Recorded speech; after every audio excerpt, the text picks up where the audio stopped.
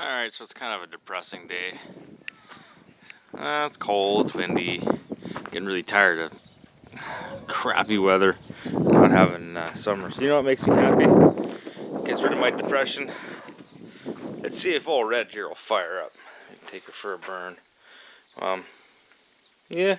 So I don't know if I've done much explanation on this engine, but it's a 1680. Pretty much all new pistons, new cylinders, new crankshaft. The only thing I kept that was stock was the cam, and I kind of want to pull it out, put a buggy cam in it. But you know, time is everything. It takes time to pull this apart and pull the engine apart. But I was going through it, and I noticed I'm missing one of my fancy chrome air cleaners. It must have come zinging off last year. So I'm really kind of hoping I didn't suck in a whole bunch of dirt. I think we're okay. They're good for a little bit of a rip before I can get some replacements. But yeah, those weren't cheap. I think those were 170 bucks for a pair. So I got my tripod all set up here and hook the battery up and see if we can't get it running.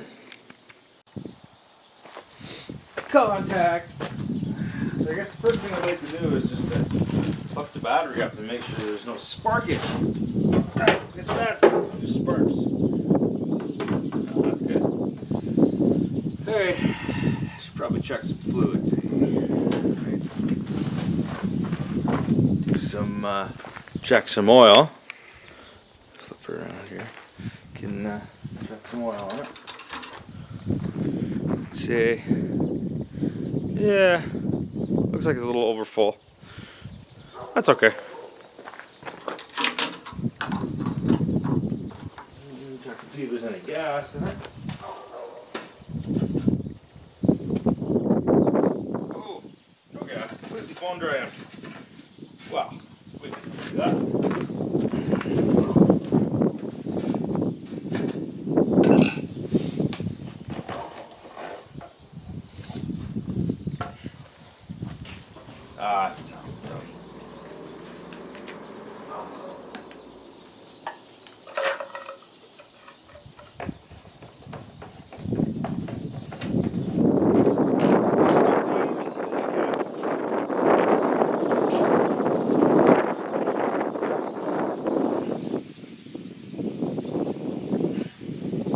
Yes, a little bit. I think I drained all the gas out. We're gonna put it all back in the jerry can, run it in my snowmobile. I think I do that every year, actually.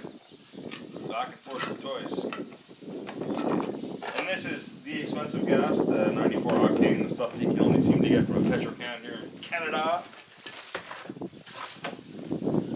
So, bring you in there a little closer here. So we'll go on the engine, trying to do things backwards here. Alright, there we go. So something I like doing to prime the fuel system on these, to get fuel all the way to the fuel pump, is I'll actually stick my lips on here and I'll blow.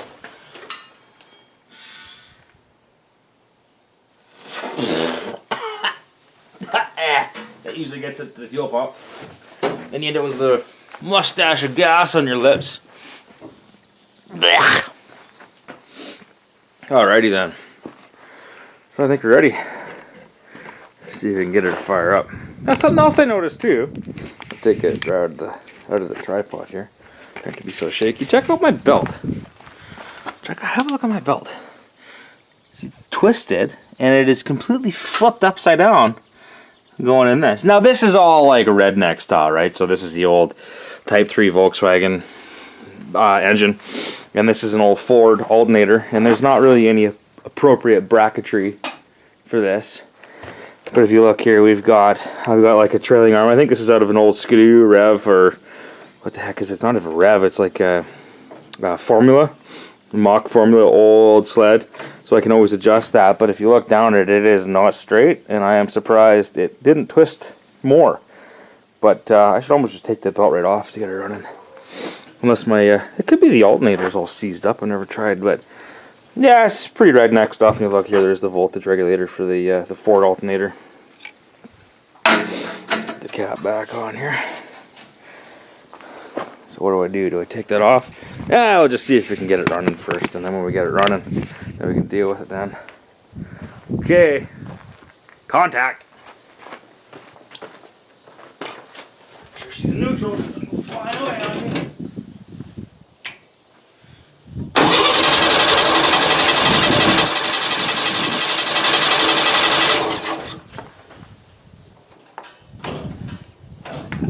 Fuel. I got fuel. Hey.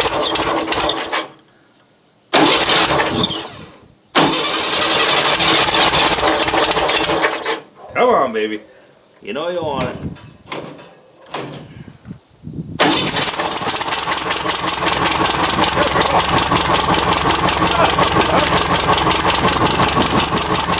Oh, B, would you look at that belt? That is crazy. I don't think I've ever seen that before. Look at this belt. The belt is flipped. It's flipped here, and it's flipped there, and it's still working. So yeah, it's pretty good. Very weird. Okay, let's see what we got for oil. Oil pressure's good. Alright, gotta change the battery on the camera. Yeehaw! Right on, that makes me happy. Now I gotta clean some of the junk out from around this thing. Oh, it's stuck to the ground. Oh, I'm gonna say the mice are under this. Oh, I'm gonna find a mouse nest here somewhere. I just know it. Check this out. Oh, these mice are crazy. Somebody build a house, maybe? Yuck. Throw that in there. Put this down here. Okay. Let's see here. Get some air in those tires. Try not to be in front of the camera too much here. I know my camera skills aren't the best. God, I can't believe it's been a year since I've been doing YouTube. This is pretty cool. People are still actually watching my stupid videos, and I love it. Yeah!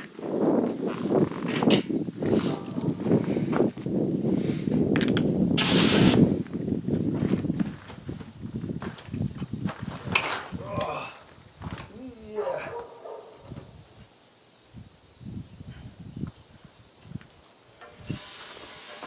yeah. And up we go.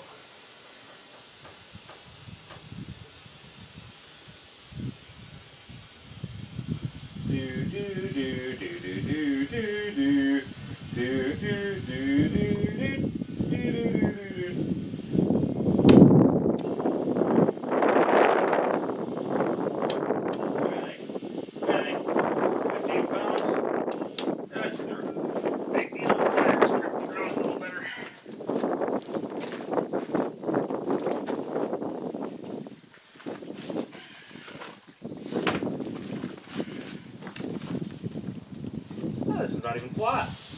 I'm impressed. 30-year-old tires. Come on, get on there. I know an old tire guy from the shop that I work. He can just stick it in there and walk away, and it's like perfect, and it doesn't pop off. Impressive, very impressive. Okay, put this compressor away. So I would turn you off and put this compressor away. There's a couple fluids I like to check before I take this thing out for a rip. So it's got, yeah, go through this with you. So back in the 60s, Volkswagen had their split window bus and their, what the hell is it, 21 window, split window. And a lot of people think of like the hippie van is the split window. It's got that really pointy V on the front. And that's what this rear end came from, is from a mid-60s bus. And they did that for torque. So if you look at it, it's not 1-to-1. So it is a smaller gear on the top and a bigger gear on the bottom. And what that does is it creates a gear reduction. So this spins fast, this spins slow. And what that does is you get more torque out of it. But like this one here, it doesn't go very fast because this actually has a Super Beetle transaxle in it. which is, and most Volkswagen stuff is all interchangeable. So you could put pretty much anything, any transmission with any axles on it. I could pull these tubes off and get rid of this and do like the other Dune buggy where it's a CV axle. I'll show you that here in a bit. I actually have to have my camera plugged in. I haven't made a video in so long that my battery's dead, and as soon as I unplug it, yeah, battery goes dead. But anyway, so that's that gear reduction. So there's always, I've never really been able to figure out where and how it leaks through. So the gear oil will go from the transmission part, and it'll go into where the diff and the carrier and stuff is, which is in this part. So you got your transmission up there, and then in here you have your diff, and it's basically just set in there and then held in place by these end caps. But so you fill up your oil there. The oil fills into your carrier housing right here, and then it'll come down these tubes and it'll fill up the little gearboxes you have here. And see, this one isn't bad. This one, leaks a little bit, but I've never been able to fix the damn leak off of this thing. And this one here is just horrendous. Like you can see, it sat here all winter, and it's dripping out. And I have replaced the seals, the O-rings. I've pulled these casings apart because they're bolted all around, and I've gone in there and I've checked the bearings. I've done the seals on both ends. I don't totally like how they did it. I mean, it should be sealed here. It should be sealed here, and then this fluid is separate from your transaxle, so it can fill up a tube, but it can't fill up this. I don't like the design and how they did that. But one of those fluids I like to check is right down here is this transaxle, and I got a special tip for it. It's what is this? It's a 17 millimeter, like a big honking Allen for down there, and this is specially for the Volkswagen transaxles. Let's see if I can get the camera down here so you can see. Yeah, see, there's the plug right there. Now I can almost guarantee you with all that oil that's on the other side there on the ground that this will be pretty much empty. But as long as there's something in there, because I don't think I have any gear oil. The right tool for the right job, man. First time I did this, I had two 17 millimeter nuts welded together onto a rod. So the size of this is the same size that hold the engine on right there. Same size as those nuts. These nuts is those nuts right there that hold the engine on onto the transaxle. But this is one of those fluids that I am always going to check in this thing. To tell you the truth, I've never done this with a camera, so it's not going to be that great. I don't know how well we're going to be able to do this with the camera. One hand on the camera, one hand taking the nut off, taking the plug off. And like this is a Bush toy, so I could pretty well put anything in here. I mean, they'd recommend 80-90 gear oil, but yeah, I don't really see much in there. Yeah, you can see bits of the gear here, and then yeah, see, being a Bush buggy, it's always, yeah, I don't like that. Bits of metal on the magnet. Yuck. I can stick my finger in there. Stick my finger in there so you can feel that oil in there. Oh boy, there's almost nothing in that. Oh, it's way down there. Oh, it's there. It's in there, but it's probably right about there. Maybe I'll go in my shop, see if I can't find some oil to put in there. Oh, okay, I can turn you off. Gotcha. I'm all wedged in here, my arm's stuck. Okay, so this is what I found. Now don't make fun of me now. This is a Bush buggy. This kind of does, you can just put whatever in there. I'm going to put this in here. Some Castrol ATF. Now, there's some controversy over what you should put in there. I should probably put 80-90 gear oil. But keep in mind, a transmission like this has synchros. And it has friction paper on the synchro cone that when you go to shift and the synchro stops the transmission and lines up the engagement teeth, that paper has to get lubed somewhere. So ATF is not a bad thing to use. I think most like newer standard cars, I know my one of my first cars was a 2001 Sunfire that used ATF in a standard transmission because of the because of what lubrication you have, and like it's designed to, like the paper is designed to soak up the oil. But once again, right, this is a bush buggy. I am not really too worried about putting whatever in there because this really doesn't leave my property. Because it seems like anytime it does leave my property, it breaks down and then I gotta walk home.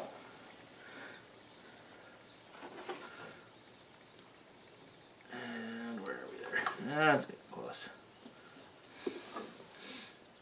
So, you know, if I were to rebuild this transmission again, actually I had a buddy of mine, Dave, he rebuilt this transmission for me. If I were to do it again, I would probably not use gear oil, and I'd use whatever product was recommended by whoever designed and built the synchro sleeves and the synchro the mesh, right? So some transmissions require, it's called the synchro mesh, and it's like a mix between gear oil and ATF. I mean, really, if it's an on-the-road vehicle, read the owner's manual. It will tell you what type of oil to use that will not damage it. Because some vehicles, like a Honda, if you put 89 gear oil in a Honda transmission, Honda standard transmission, that gear oil will eat the synchro mesh material, the friction material, right off the synchros, and your transmission is junk. It's garbage. It'll just destroy the transmission. You think of like older machines, like anything earlier than the 80s and the 70s, that all used 80-90 gear oil, just like a rear end. But once again, right, you have friction material in it. Just like a limited slip half posi rear end. You can't just put gear oil in it. You got to put gear oil and a friction modifier, which in layman's terms is just like suspended material in the oil. And it allows those, as opposed to having two slippery surfaces, you're going to have two slippery surfaces with a bit of grip between so it grabs. Okay, that was a lot of talking just to check that oil, but I think we're good to go here.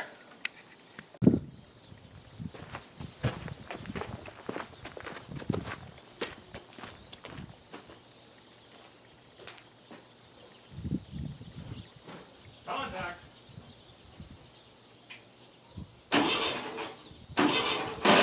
Ow.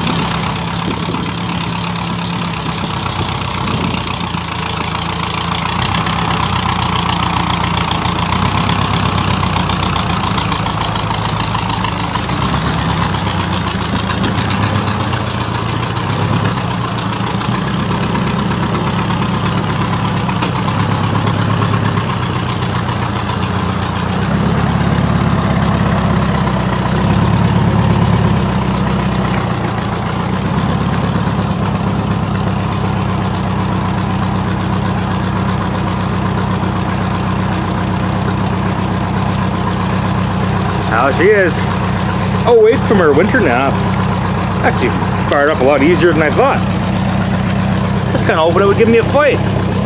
No fun when you're trying to make a video and they just fire right up. Will it run? Absolutely. Yes.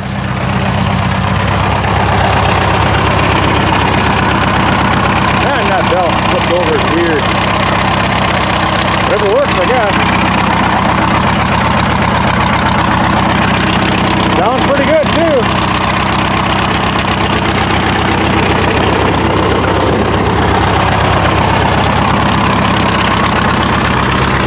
Oh no, my cord's not long enough. I wanted to show my oil pressure in this. Oh, look at that.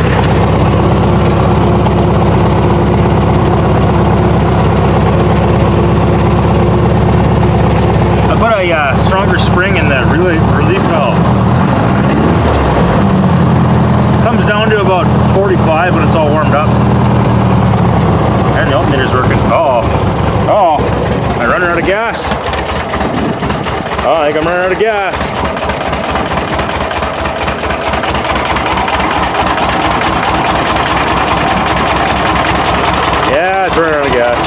Ah, I should have put more gas in there, darn it. Okay. A little rattly. I should set the valves on it. I'm supposed to do that cold, but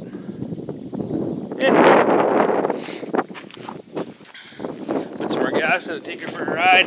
I might have to use my camera phone because I don't know if this I can't go for a ride with this thing. Okay. There's a good thumbnail right there. Yeehaw! There's one more fluid that I'd like to check, and that would be, well, I guess there's two of them. That would be the clutch and the brake. Get all that crusty stuff off there.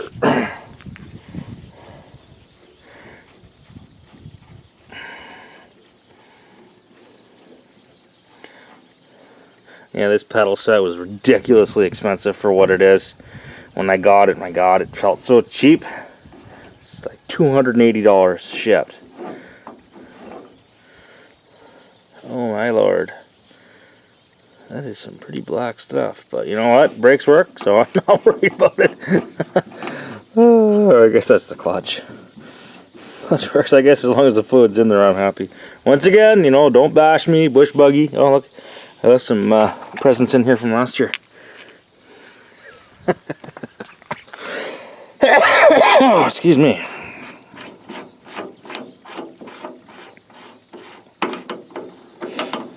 And the brake. Oh, it's a little clearer. At least I can see to the bottom of the reservoir. I don't think you could in the camera, but yeah, everything still works. Brakes still work. Oh yeah, brakes are good. This thing is hard to bleed the brakes on because the way if you look at it and the way the buggy's slanted, the master reservoirs are actually lower than the wheel cylinders at the back. So I was fighting with it forever, and then I just grabbed my my floor jack and lifted the front end up, and hey, look at that, it bled just great. But this rear end was already bolted in here when I got a hold of the buggy, and like the big problem with this is, see, the wheel cylinders are at the bottom, right? The wheel cylinders at the bottom, and the bleeder's on the bottom. How do you bleed air out? See if I can get you in there and you can see. You can zoom in there. Can you see? I don't know what you can see. Hey, you see the line goes in, and the freaking bleeder's on the bottom. So it makes it near impossible to bleed these things. Yeah, okay. Well, I'm gonna have to get my phone and do a phone camera for a ride video, but yeah, that's kind of it. Get the phone out and go for a little toot. And I think the little ones want to come out for a ride too. It's always nice getting her out of her hibernation. Yeah, it's not much to look at, but she's pretty fun to ride. Yeah, baby. Yeah, let's hope this turns out okay. I haven't done anything on my phone camera for a while, so my controls are here. I'll get her.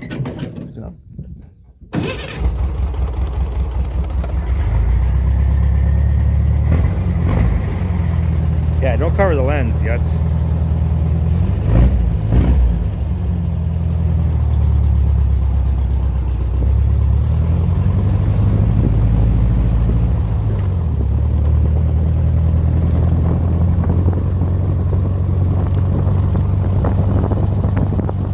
I think I need a good GoPro. It's gonna be a bouncy video.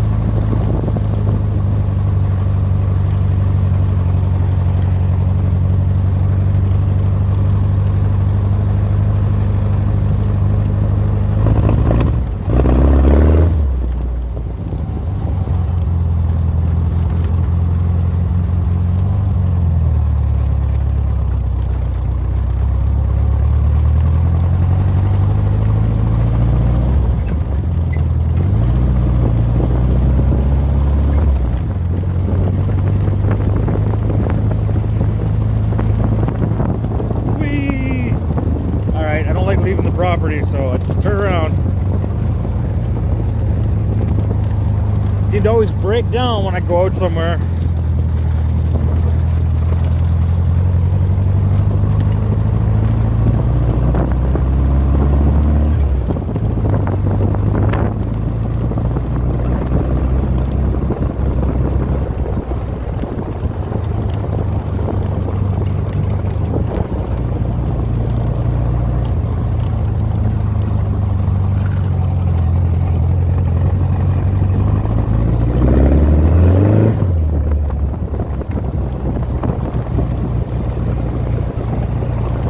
Oh, all you can see is my knuckle.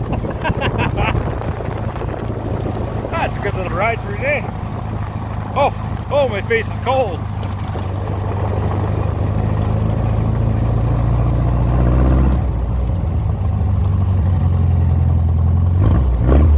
All right, that's it. There's some content. Big red, or I guess little red, or maybe we'll call her medium red. Medium red, awake from her nap. Okay.